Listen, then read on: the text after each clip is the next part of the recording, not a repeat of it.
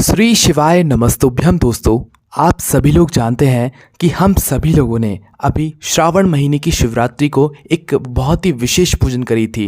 रात्रि को 9 बजे उस पूजन में लाखों लोगों ने भाग लिया था और वो पूजन लाखों लोगों ने करी थी। पर उसमें से भी बहुत सारे ऐसे लोग थे जो कि ये कह रहे थे कि हम इस बार की पूजा नहीं कर पाए, तो हमारे लिए कौन सा दूसरा रास्ता है।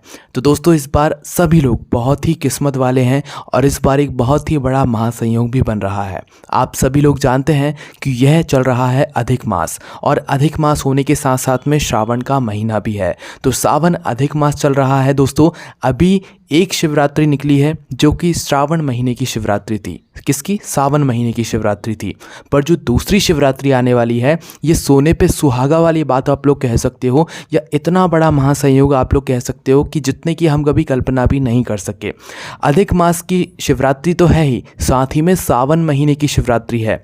दोस्तों, सावन महीने की शिवरात्रि पर ही ये विशेष पूजन होती है जो पंडित प्रदीप मिश्रा जी ऑनलाइन कराते हैं। इसके अलावा कभी नहीं होती है, और यही महासंयोग बन गया है अधिक मास में। ऐसे अधिक मास में ये शिवरात्रि होती तो शायद ये पूजन नहीं होती, पर श्रावण महीने के इस अधिक मास में यह वापस से शिवरात्रि पड़ रही है, तो पंडित जी वापस से एक दूसरी पूजन कराने वाले हैं। तो जितने लोगों के मन में ये प्रश्न था कि अरे यार, हम ये पूजन नहीं कर पाए, या इस पूजन में हमसे कोई गलती हो गई, या इस पूजन में हमसे जो है शिवलिंग खंडित हो गया, या इस पूजन में पूजन करते समय कोई गड़बड़ी हो गई, अगर आपके मन में भी ऐसा संशय है तो आपको टेंशन लेने की ज़रूरत नहीं है। भगवान भोलेनाथ सब कुछ माफ़ करते हैं। वो आपके दिल की भावना देखते हैं, मन की भावना देखते हैं।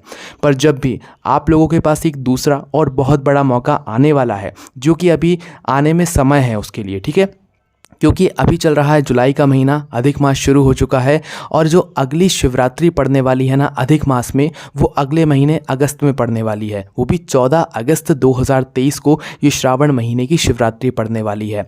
अब वहाँ पर भी एक बहुत बड़ा संयोग है कि ये जो शिवरात्रि पड़ेगी 14 अगस्त 2023 को, ये सोमवार के दिन ही पड़ेगी, है ना। तो इस दिन पंडित जी वापस से एक और ऑनलाइन पूजन कराने वाले हैं। ऐसा कभी नहीं हुआ कि पंडित जी ने 2 ऑनलाइन श्रावण शिवरात्रि की पूजन कराई हों, पर यह वाली पूजन बहुत ही ज़्यादा विशेष है। आप लोगों ने ये वाली पूजन करी हो चाहे ना करी हो, ये भी बहुत ही विशेष और महत्वपूर्ण पूजन थी, है ना। पर आप लोगों को ये पूजन गलती से भी नहीं छोड़ना है। जो लोग रह गए थे, या जिनसे कुछ गलतियां हो गई थी, या जिन लोगों को सामान की कमी हो गई थी, भाई वो इस बार 1 महीने पहले से हमने आपको ये सारी बातें सूचित कर रहे हैं। पहले से ही आप लोग तैयारी करके रख लीजिएगा, क्योंकि इस पूजन का फल हर परिवार को इतना बड़ा होकर मिलता है कि आप कभी सोच भी नहीं सकते हैं। ये बात आप सभी लोग शायद जानते होंगे कि अधिक मास में किया गया दान, अधिक मास में किया गया भोजन, या अधिक मास में किया गया कोई भी कार्य का जो फल हमें मिलता है ना, वो बहुत बड़ा होकर मिलता है। जैसे कि अधिक मास में जो हम भोजन कर रहे हैं ना, इसका भी हमें जो है फल ज़रूर मिलेगा, ठीक है, अगर हम शुद्ध और सात्विक भोजन कर रहे हैं। अधिक मास में अगर हम यहाँ पर दान कर रहे हैं, तो उस दान का हमें साधारण रूप से तो वैसे फल मिलता है, पर इस अधिक मास में अगर कोई दान किया जाएगा तो उसका हमें 10-20 गुना बढ़कर ही फल मिलेगा, है ना। अगर इस अधिक मास में हम कोई उपाय कर रहे हैं तो उसका भी आपको बहुत ही बड़ा और विशेष फल मिलेगा। और इस वीडियो में हम आप लोगों को श्रावण के अधिक मास में पड़ने वाली शिवरात्रि के दिन कौन सा वो उपाय करना है जिस उपाय को करने से आपके शरीर के सारे दुख और कष्ट दूर होंगे, साथ ही में आपके जीवन से दुख और समस्याएं भी दूर होंगी, वो उपाय भी बताने वाले हैं, है ना। तो सबसे पहली बात आप लोग ये समझ लीजिए कि सावन अधिक मास की एक बार की पूजन हो चुकी है। अब मतलब सावन महीने की पूजन हो चुकी है, अब सावन अधिक मास के महीने की पूजन श्रावण शिवरात्रि की जो है पूजन होने वाली है, जो कि 14 अगस्त 2023 को होगी। अब इसकी जो संपूर्ण जानकारी है वो पंडित जी उसी वक्त देंगे, उसके 4-5 दिन पहले दे देंगे, और जो पूजन सामग्री रहेगी वो लगभग सेम ही रहेगी। पूजन सामग्री में कोई भी बदलाव नहीं होगा, और अगर होता भी है तो हम आपको उस समय बता देंगे। साथ ही में दोस्तों, इस पूजन की जानकारी आपको उसी समय मिलेगी, अभी से कोई भी यहाँ पर जानकारी नहीं है। बस हमने आपको एक अपडेट देने के लिए ये बात कह दी है कि आपने अगर ये वाली पूजा किसी कारणवश छोड़ दी होगी, कैसी भी छोड़ दी होगी, पर अधिक मास की इस शिवरात्रि की यह पूजन मत छोड़ना। इससे आपको वो फल मिलेगा जिसकी आपने शायद कभी कल्पना करी होगी, है ना। तो हम भी ये पूजन आपको ऑनलाइन लाइव ज़रूर दिखाएंगे, तो ऐसा मौका हाथ से मत जाने देना। 19 साल बाद ये मौका आया है, 3 साल में एक बार अधिक मास आता है, तो ये कोई छोटा महीना नहीं है, ये बहुत बड़ा महीना है, विशेष महासंयोग वाला महीना है ना। तो इस दिन आप लोगों को श्रावण शिवरात्रि, इस अधिक मास की श्रावण शिवरात्रि को पूजन ज़रूर करना है, ये हमने आपको पहले से बता दिया है। अब इस अधिक मास के श्रावण शिवरात्रि के दिन कौन सा वो उपाय है जिस उपाय को करने से आपको डबल गुना फल मिल जाएगा, डबल से भी ज़्यादा मिल सकता है, क्योंकि अधिक मास का महीना है, शिवरात्रि का दिन है, साथ ही में सोमवार का दिन भी उस दिन पड़ रहा है। तो कौन सा वो उपाय है जो कि आपको करना चाहिए दोस्तों? वो उपाय है लकुलेश महादेव का। अब लकुलेश महादेव का जो उपाय है ये पंडित जी ने अभी अभी अपनी कथाओं में बताया है, जिस उपाय को आप लोग अच्छे से अगर पहले से समझ लेते हैं तो आप लोग उस दिन जाकर इस उपाय को अच्छे से कर सकते हैं। ठीक है, पूजन होती है रात्रि में। रात्रि से पहले आप अगर अपने मन में कोई उपाय को सोचकर बैठे हुए हैं तो आप इस अधिक मास की शिवरात्रि को वो उपाय कर सकते हैं। अभी फ़िलहाल बहुत समय है, तो आप अपने मन में पहले से ये बात सोच कर रख सकते हैं कि हमें इस दिन ये उपाय करना है। ठीक है, और दोस्तों इस उपाय को करने की सबसे अच्छी खास बात तो यही है कि इस उपाय को कभी भी नहीं किया जा सकता। यह उपाय सिर्फ सावन महीने की शिवरात्रि या अधिक मास की शिवरात्रि या हर महीने जो शिवरात्रि आती है उस समय आप लोग कर सकते हो, या तो प्रदोष व्रत के दिन कर सकते हो, या सोमवार की अष्टमी के दिन कर सकते हो। इसके अलावा कभी नहीं कर सकते। ठीक है, तो अधिक मास की शिवरात्रि के बहुत ही बड़ा और विशेष यहाँ पर आपके पास मौका है, तो इस दिन आप लोगों को यह वाला उपाय ज़रूर करना है जो कि लकुलेश महादेव का है। इस उपाय को अच्छे से समझिएगा। और इस उपाय को करने से हुआ क्या कि जो आपके शरीर में रोग और कष्ट चल रहे होंगे, आप बहुत ज़्यादा परेशान होंगे, आपने दवाइयाँ खा खा कर अपनी पूरी ज़िंदगी यहाँ पर निकाल दी है, आपको कोई फ़र्क देखने के लिए नहीं मिल रहा है, तो आपको ये उपाय करना है। और बहुत सारे लोगों को सफ़ेद दाग की एक दिक्कत हो जाती है, सफ़ेद छट्टे पड़ जाते हैं उनके शरीर के ऊपर, तो उस स्थान पर भी दोस्तों यह वाला उपाय आप कर लेना। आपको आपके शरीर पर जो सफ़ेद दाग की या सफ़ेद धब्बों की जो दिक्कत परेशानी होगी ना, वो धीरे धीरे करके ठीक हो जाएगी, है ना। तो अब हम बात करते हैं इस उपाय में उपयोग होने वाली सामग्री, और इस उपाय को आपको किस समय करना है अधिक मास की शिवरात्रि के दिन। तो इस उपाय को करना है आप लोगों को प्रातःकाल सुबह सुबह, है ना। करना क्या है, इस उपाय में आपको 2 सामग्रियों की आवश्यकता होगी। सबसे पहली चीज़ है दूर्वा, दूसरी चीज़ है बेलपत्र। बहुत ही आसानी से आपको मिल जाएंगी। तो करना क्या है, आपको सबसे पहले दूर्वा लेना है। दूर्वा कितनी लेना है, कैसी लेना है, वो आप लोग समझो। दूर्वा जो साधारण रूप से होती है, सबसे पहली बात शुद्धता का विशेष रूप से ध्यान रखना। दूर्वा कहीं से भी लेकर मत आना, ऐसी जगह से दूर्वा लेकर आना उपाय के लिए जो बिल्कुल साफ़ जगह हो, जहाँ पर ज़्यादा कोई आता जाता ना हो, या अच्छी जगह से आपको दूर्वा लेकर आना है ना।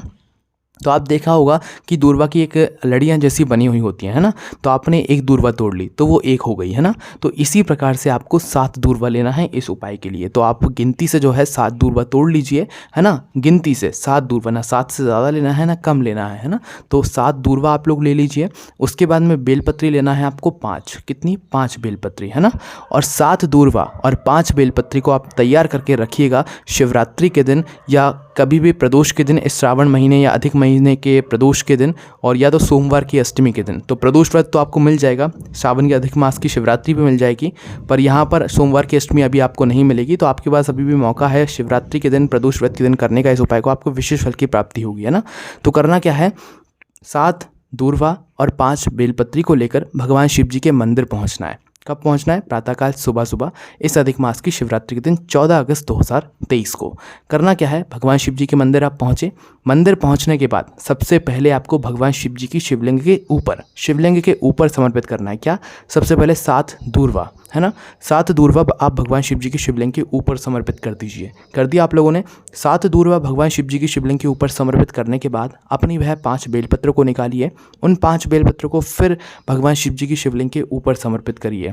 समर्पित करने के बाद भगवान से हाथ जोड़ के प्रार्थना करिए कि हे लकुलेश महादेव, हमारे जीवन में या हमारे शरीर में ये रोग और कष्ट चल रहा है, भले ही वो कैंसर जैसी ही बीमारी क्यों ना हो, बड़े से बड़ा छोटे से छोटा रोग और कष्ट क्यों ना हो आपके शरीर में चल रहा हो, तो भाई आप उसको बोलिए। और जब आप 7 दूर्वा चढ़ा रहे हो तो लकुलेश महादेव का नाम लीजिए। जब आप 5 बेलपत्र चढ़ा रहे हो, 5 बेलपत्र को अलग अलग नहीं चढ़ाना है, एक साथ 5 बेलपत्र को जमा कर फिर चढ़ाना है। इसी तरीके से 7 दूर्वा को एक साथ जो है बांध कर फिर चढ़ाना है, अलग अलग नहीं चढ़ाना है ना। बस पहले यहाँ पर आपको दूर्वा चढ़ाना है, फिर आपको बेलपत्र चढ़ाना है, और दोनों को चढ़ाते समय लकुलेश महादेव के नाम का आपको जाप ज़रूर करना है। दोनों चीज़ें चढ़ जाएं, उसके बाद लकुलेश महादेव से आपको प्रार्थना करना है। लकुलेश महादेव का नाम लेते हुए आप जिस भी कामना के लिए इस उपाय कर रहे हैं, आप वह कामना बोल सकते हैं। आपके शरीर में रोग और कष्ट है, कोई बीमारी है, उसके लिए आप बोल सकते हैं। या अगर आप किसी और के लिए यह उपाय कर रहे हैं, वो व्यक्ति यहाँ पर आकर इस उपाय करने में सक्षम नहीं है, तो उस व्यक्ति के नाम से आप इस उपाय को भी कर सकते हैं, उसको फल ज़रूर मिलेगा। ठीक है। और सफ़ेद दाग वालों के लिए भी यह उपाय है, वो लोग इस उपाय को ज़रूर करें, उनके सफ़ेद दाग भी ज़रूर ठीक होंगे। भगवान से आखिरी में उपाय करने के बाद लकुलेश महादेव का नाम लेकर प्रार्थना आप लोग ज़रूर कीजिएगा, आपको ज़रूर फल मिलेगा, है ना। उसके बाद में दोस्तों सावन की पंचमी तिथि, ये जो अधिक मास आ रहा है, अधिक मास चल रहा है ना, अधिक मास और सावन मास की पंचमी तिथि, विशेष रूप से अधिक मास मास की पंचमी तिथि को हमने आपको एक उपाय बताया है जो कि आप लोगों को करना है धन और संपदा को बढ़ाने के लिए। कई सारे लोगों के मन में ये प्रश्न निकल कर आ रहा है कि इस अधिक मास की जो पंचमी तिथि है वो है कब। कई सारे लोग कह रहे हैं कि भाई रविवार के दिन पंचमी तिथि है। हम आपको सीधा गिनती से बता रहे हैं, हम आपको कुछ ऐसे सोचकर भी नहीं बता रहे हैं। देखिए 18 जुलाई से यहाँ पर क्या अधिक मास शुरू हुआ है, अधिक सावन मास शुरू हुआ है ना 18 जुलाई से। अब आप खुद गिनती लगाइए, 18 जुलाई, 19 जुलाई, 20 जुलाई, 21 जुलाई, 22 जुलाई। 22 जुलाई को है अधिक मास की पंचमी तिथि, मतलब अधिक मास का 5वां दिन, जिस दिन आप लोगों को गन्ने का रस वाला उपाय करना है। सिर्फ यही दिन है, इसी दिन में ये उपाय किया जाता है और साल में 3 साल में एक बार ये मौका आता है, तो हाथ से मत जाने देना। सुख और संपदा, धन और संपदा के लिए बहुत ही बड़ा और विशेष उपाय है ना। तो करना क्या है दोस्तों, आप लोगों को 5वां दिन 22 जुलाई को है और 22 जुलाई को रविवार नहीं है, 22 जुलाई को शनिवार है। आप अपने कैलेंडर में देखिए 22 जुलाई को शनिवार है ना। शनिवार के दिन आप तुलसी को छू भी सकते हैं और स्पर्श भी कर सकते हैं, कोई दिक्कत नहीं है। रविवार के दिन नहीं कर सकते हैं। और अधिक मास की पंचमी तिथि रविवार के दिन नहीं है, शनिवार के दिन है, 22 जुलाई 2023 को। तो इस दिन आपको करना क्या हो रहा है कि इस उपाय में सबसे पहली और विशेष बात तो कि ताज़ा गन्ने का जूस आप लोगों को चाहिए रहेगा, है ना। ताज़ा जो गन्ने का रस आप लोग निकलवा कर लाओगे वो इस उपाय में उपयोग होगा। उपाय को करने के लिए आपके घर में तुलसी जी का क्यारा भी होना चाहिए, तुलसी जी का पौधा भी होना चाहिए। नहीं है तो आप कुछ दिन पहले तुलसी का पौधा जाकर खरीद लाओ और उसे अपने घर में स्थापित कर लो, है ना। तुलसी जी आपको अपने घर में ज़रूर रखनी चाहिए और अधिक मास में जो है तुलसी जी तो आपके घर में होना ही होना चाहिए ना।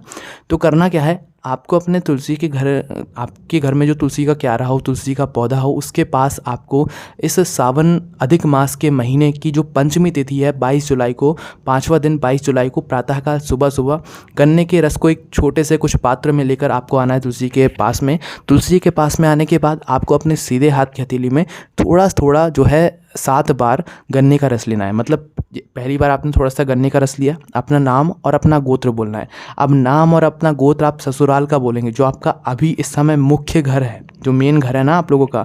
कई सारे लोगों का ये प्रश्न है कि हम ससुराल का बोलें कि मायके का बोलें, तो आपको ससुराल का नाम बोलना है। कई सारे लोग मायके में हैं तो क्या मायके में ये उपाय कर सकते हैं। तो देखिए ये उपाय आपको अपने घर के लिए करना है, तो इस उपाय को आपको अपने ससुराल में ही करना है। पर अगर आप अपने मायके में हैं तो वहाँ आपके मायके के घर के लोग इस उपाय को कर सकते हैं, इस बात का ध्यान रखिएगा, है ना।